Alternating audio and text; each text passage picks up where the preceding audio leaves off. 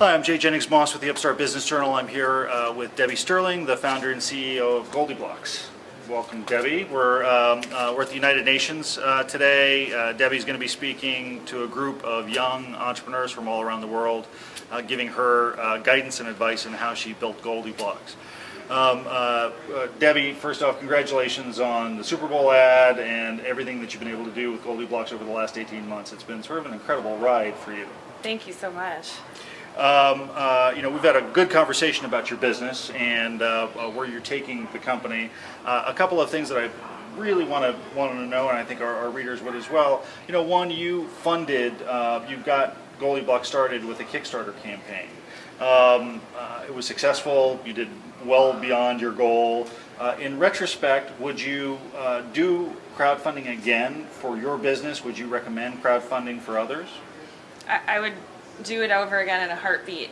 The reason why I went to crowdfunding at the beginning was I actually had my prototype in hand and I showed it to toy store owners and people in the toy industry and asked for their feedback. And they all told me that construction toys for girls don't sell, and you can't fight nature, and girls just want dolls and boys want to build, and that's the way things are. So if I had gone the traditional route of trying to just sell into toy stores, I think I would have had a real uphill battle. So by going to crowdfunding, it enabled me to put the idea out there to real consumers and get market validation. And it was incredibly validating. We reached our goal in only 4 days, went on to raise over $285,000. And then we had this great video that was almost a commercial for what we were trying to do that spread like wildfire on YouTube. So it literally did kickstart our business. You talk about one of the things that influenced you to start GoldieBlox was this idea about the pink aisle, and the pink aisle in toy stores that were devoted to girls' toys, and that there weren't a lot of nothing construction-wise, nothing to sort of stimulate girls to get into more engineering type fields. I'm curious if you think there are other pink aisles out there. Are there other industries that might be more boys-focused or male-focused that you think are ripe for disruption today? That's a really interesting question, and I actually do. When I was first starting out developing GoldieBlox, I went around to as many people as I could to try and learn what gender differences are and how did children's play patterns differ and how do they develop cognitively. And one of the things that I learned is boys and girls as kids compete differently. Boys like kind of mano-a-mano combat, and girls prefer scenarios where everyone plays together to win and reach a common goal. And it's really interesting when you think about it in the context of video games, which is something that has been proven to help develop spatial skills.